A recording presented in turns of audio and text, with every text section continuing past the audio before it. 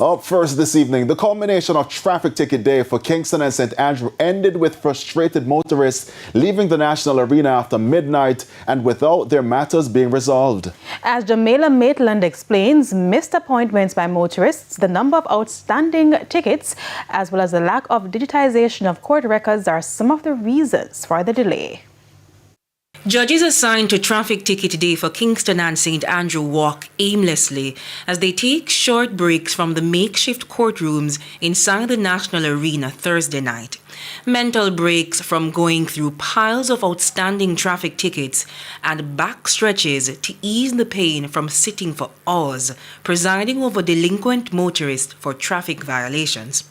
Chief Justice Brian Sykes says the volume of work being done is extraordinary. It's a tremendous effort on behalf of the judges and the staff, the prosecutors, but it shows you the importance of having the interagency cooperation. The two-day event, which started 9 a.m. Wednesday, ended sometime after 1 a.m. on Thursday. Day 2 was shaping up to be no different. Right. Close the lines behind you.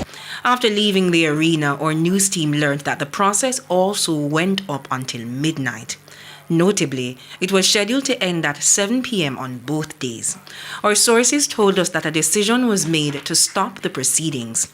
Justice Sykes acknowledged that some of the shortcomings are due to the pace of digitization of court records. What we have now is that the police are able to issue their tickets faster and more efficiently, but we are still struggling with paper within the court system. So this experience has emphasized the need to digitize. Frustrated motorists were forced to leave, but not without additional information for night court to resolve their matters.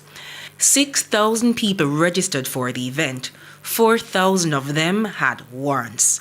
Among the motorists, there were close to 44,000 outstanding traffic tickets. It's an alarming figure for most, but to the Court Administration Division, it represents just about 5% of the total outstanding traffic tickets in both parishes. What the data is telling us is that the large population centres, for example Kingston and St Andrew, and the parishes through which the highway goes, like St Catherine. So St Catherine, St Anne, St James, and so what that is telling us as a judiciary now, we have to have the efficient systems in place so that those parishes do not become overwhelmed. TVJ News could not ascertain how many outstanding tickets were able to be resolved over the 2 days. Communications Director Kadish Jared Fletcher says the data is still being collated. Jamaila Maitland, TVJ News.